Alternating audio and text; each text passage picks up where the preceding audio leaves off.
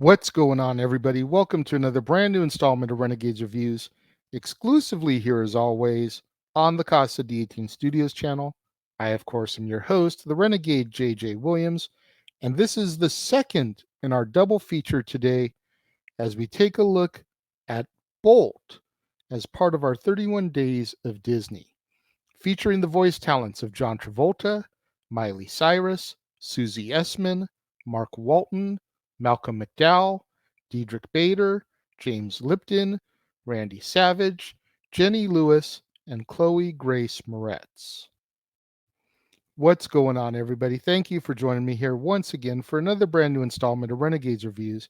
As I said in the introduction, this is now the second in our double feature today as we make up for the loss of content yesterday. And this review is the one that was originally supposed to air today anyways. We're going to be discussing Bolt. And as our movie opens, a white Swiss Shepherd puppy named Bolt is adopted by a 7-year-old girl named Penny. Flash forward 5 years later, Bolt and a now 12-year-old Penny star in a hit television series named after the puppy, in which Bolt and Penny fight crime and foil the plans of the villainous Dr. Calico, who has kidnapped Penny's father, with Bolt using various superpowers within their adventures. Now, in order to gain a more realistic performance, the show's producers have arranged the filming in such a way that Bolt believes that everything in the show is real, including his super strength, invulnerability, and his percussive sonic super bark. This means that Bolt can never leave the set and live life like a normal dog, much to Penny's dismay. After a cliffhanger episode causes Bolt to believe that Penny has been kidnapped, he escapes from his on-set trailer in Hollywood, California, but knocks himself unconscious in a box of packing peanuts, which is then shipped to New York City. Upon his arrival in New York, Bolt is shocked to discover that his superpowers are useless. He encounters Mittens, a cynical, feral cat who bullies pigeons out of their food. Believing that Mittens is an agent of Calico, Bolt ties her collar with a leash and forces her to guide him back to Penny. Meanwhile, back in Hollywood, a less experienced Bolt look-alike is brought in so that filming can resume. Penny is distraught over Bolt's disappearance, but reluctantly agrees to halt the search so that production can continue. Feeling hungry for the very first time in his life, Bolt takes Mittens' advice and behaves like a cute and needy stray, securing food for both of them at an RV park where they are joined by Rhino, a fearless hamster and a huge fan of Bolt's. This causes Mittens to realize that Bolt is from a TV show, but she is unable to convince him of the truth. In frustration, Bolt repeatedly attempts to superbark, but the noise ends up drawing the attention of the local animal control service, and Bolt and Mittens are both captured and taken to a shelter. Bolt, freed from the patrol van by Rhino, finally realizes and accepts that he is just a normal dog. However, he regains his confidence when he and Rhino rescue Mittens from the shelter. As they continue west, Bolt and Mittens form a close friendship in which she teaches Bolt how to be an ordinary dog and enjoy typical dog activities. Mittens then makes plans for the three of them to stay in Las Vegas, Nevada, but Bolt is still determined to find Penny. Mittens reveals to Bolt that she was abandoned by her owners and asserts that no human truly loves their pet. But Bolt refuses to believe her and continues on alone to Hollywood. After finding out about Bolt's departure, Rhino convinces Mittens to go to Hollywood and help find him. When Bolt reaches the studio, he discovers Penny embracing his look-alike during a rehearsal and leaves feeling heartbroken. However, Mittens catches up to him and reassures him that Penny does indeed love him. At the same time, the Bolt look-alike panics during the show's filming and accidentally knocks over some lit torches, setting the stage on fire with Penny trapped inside. Bolt arrives and the two reunite inside the burning studio, but are unable to escape, and Penny begins to suffocate from the smoke. Bolt stays with Penny and repeatedly barks into the building's air vent, alerting the firefighters to their location. Bolt and Penny are rescued, and she and her mother quit when their agent proposes that they exploit the incident for publicity. The show continues with a replacement for both Bolt and Penny and a bizarre new storyline involving alien abduction. Penny adopts Mittens and Rhinos, and they move to a rural home in order to enjoy a simpler lifestyle together as our movie comes to its close. This is the first time I've seen this one from start to finish, and now I understand why. I've tried watching Bolt multiple times in the past, and I've either gotten bored and turned it off, or I've fallen asleep during it, or whatever the situation may be. This movie just isn't that good to me. And you can see why it fell during the second Dark Ages alongside films like Atlantis, Treasure Planet, Brother Bear, etc. It's just not that good. It should have been better.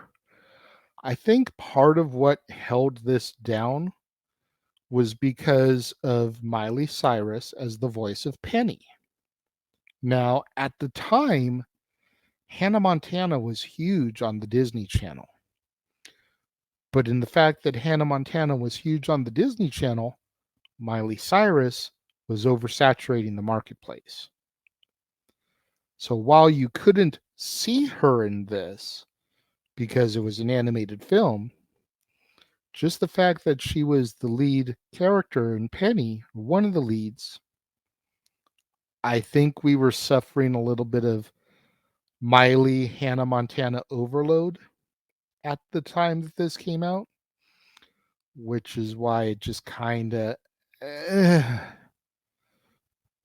John Travolta was just flat as Bolt.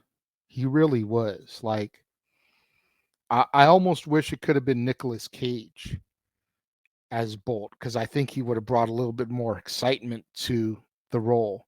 And especially since you figure Bolt for a good chunk of this believes that he's a real superhero dog anyways, that wild and crazy eccentric Nick Cage could have come out a little bit in the performance. But I just feel like John Travolta brought nothing to the role.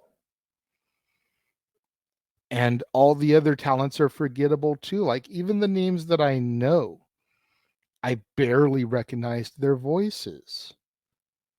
So it's like, okay, it's just bad in my opinion. I'm sorry to those of you out there who love Bolt, but it just did nothing for me.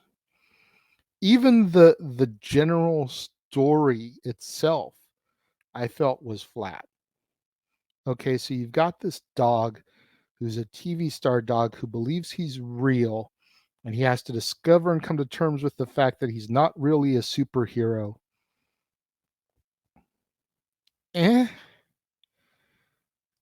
eh, it, correct me if I'm wrong, but isn't that basically what Buzz Lightyear goes through in the first Toy Story? Thinks he's a superhero, realizes he's a toy, has to come to acceptance the fact he's a toy. That was, 15 years prior to this and a lot more entertaining. Just throwing that out there. Have you guys ever noticed that parallel before? Or is it just me? Let me know in the comments. But when it comes to my rating for Bolt, I'm giving it 1.5 out of 5 stars. It just no. The only reason I would buy this and own it, and I do think I do own it, is because of the fact that I'm a completionist and I would want all of Disney's animated films on DVD Blu-ray. Other than that, I feel like this is a film you could definitely skip. But it's not just about me. What do you guys think of Bolt? Let me know. If you're watching the premiere, leave your thoughts and comments over here. If you're watching on demand later in the day, leave your thoughts and comments down here. And let's have that conversation, that discussion, that debate, that interaction that I'm always asking you guys for in the comments below. And make sure you guys tune in at the top of the hour, right here to the Casa D18 Studios channel, as we open the doors once again for Stat Boy Sports Bar featuring Dory Lou. The food is hot, the beer is ice cold, and the seats are warm, so pull yourself up a bar stool and engage in some professional sports conversation with your barkeeps, Stat Boy Mike and Dory Lou. And then later on in the evening, right here on the Casa D18 Studios channel, the Jeff Meacham Network, and across the Jeff Meacham Network Multiverse Media, it'll be time once again for the flagship show, Talk Wrestling, featuring Jeff Meacham. The 16th anniversary spectacular. What kind of shenanigans does Jeff have in store for us this evening? Gonna have to tune in and find out. And then tomorrow, right back here on the Casa D18 Studios channel, be another brand new installment of Renegades Reviews, and we're going to take a look at The Princess and the Frog, featuring the voice talents of Anika Noni Rose, Bruno Campos, Keith David, Michael Leon Woolley, Jennifer Cody, Jim Cummings, Peter Bartlett, Jennifer Lewis, Oprah Winfrey, Terrence Howard, and John Goodman. You don't want to miss out on any of that content right here on the Casa D18 Studios channel, the Jeff Meacham Network, and across the Jeff Meacham Network Multiverse Media. Stat Boy Sports Bar, Talk Wrestling, Princess and the Frog, and so much more still in store as we continue our journey through the 31 days of Disney. Again, you don't want to miss any of it, so make sure you smash that like button, make sure you subscribe, make sure that notification bell is turned on so you don't miss out anytime a video drops right here on the Casa D18 Studios channel or anytime we go live, as is the case with Stat Boy Sports Bar, Open Mic Night, pay-per-view PLE watch-along coverage, etc.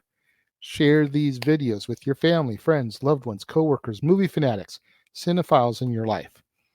Fans of John Travolta, fans of Miley Cyrus, fans of Chloe Grace Moretz, fans of James Lipton or Randy Savage, anybody you can think of that would enjoy the content in this video, shared with them, as it's the only way we're going to keep my visibility up in YouTube's algorithms now that we are in fact a monetized channel right here on the platform.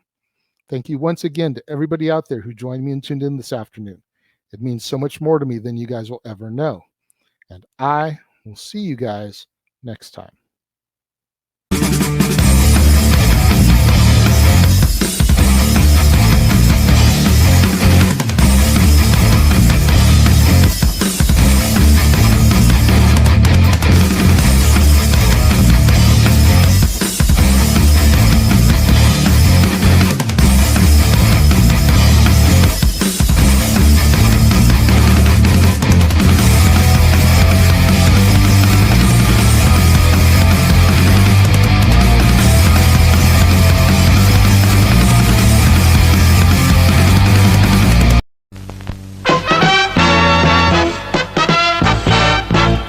And now, preview time. So let's take a look at what's coming your way.